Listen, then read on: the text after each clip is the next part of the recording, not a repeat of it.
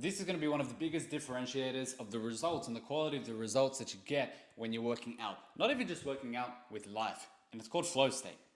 The amount of times I go into the gym and people are just chit-chatting, they're happy to just be there, they're happy to just show up, but they're not actually focused, they haven't primed themselves for a solid hour or whatever time block that they've set aside to 100% get the most out of it. Paying attention to every single set, to every single rep, and the rest time to make sure that your brain doesn't fall off track or focus on something else that takes you out of the zone, out of that flow state. Every single thing that I do when I work out is primed for maximum performance. Everything I do leading up, the night before, my pre-workout meal, the time that I take my pre-workout, it's all planned. And the moment that I go to the gym, I make sure never to fall into the trap of chit-chatting too much, okay? Now, there's gonna be times people coming up to you, wanting to chat, people that you know, friends, and it's not to be disrespectful to them, you acknowledge them. But the biggest trap I see people do is that they sit and they talk about life and other things, but it's not important. You've got a mission, you've got an objective, you're there to get a result. And to get the best result possible, you have to be incredibly focused on the outcome and the quality of every single set, every single rep, and every exercise that you do to get the most out of it.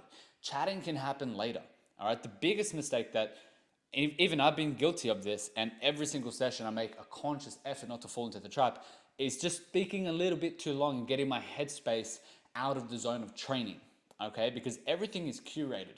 Nothing happens by mistake. Like I said, everything's timed perfectly. The order of exercises I do is curated in a way to where I put the most energy towards the most energy demanding movements in the beginning. I'm very focused on the cues that I'm doing, the mindset that I have to get myself, the mental place that I have to get myself to make sure that I'm getting the most from those workouts as well. And if I sit and talk about my day in a casual conversation, because my mindset's not friendly when I train, all right? I go to another place, it's not friendly. I'm there to attack, all right? That's just the mindset I get into. So when I'm there and I'm talking about my day and it's casual and then I go to do a heavy set, I'm not there. I'm not as intense. I'm not as sharp and focused on the cues that I need to do, combined with the necessary aggression to also lift the weight, because there's two aspects. It's the technical aspect of how I'm doing the movements, and then it's also the level of presence that I have as well to that set, making sure I'm 100% there with it.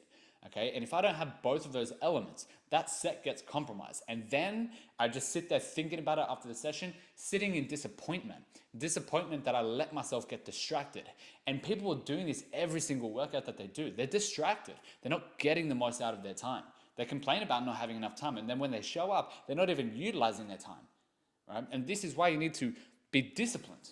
You need to come in with a very, very focused effort and just be like, no talking, I can do that after. I'm here for one outcome and one outcome only, to 100% get the most out of this session, okay?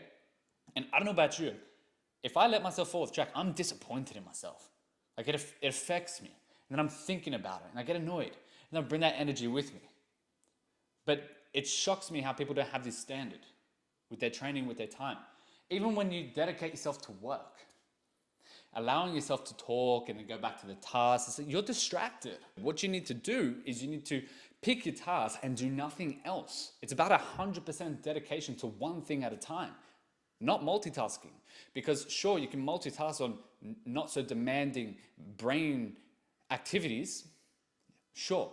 But when you actually have something that requires cognitive function, whether it's training, whether it's an important task in your business, you can't be trying to combine that with leisure or casual conversation and doing two things at a time. It doesn't work like that. You need to 100% commit yourself to a task. When I have set myself a task to do something in the business, I am not talking. I'm not talking to anyone, right? And that's just an expectation. And you've got to let them know not to interrupt you. And it's the same thing with training. You're here for one purpose and one purpose only. Stop being distracted. Set yourself on one task at a time and be completely immersed.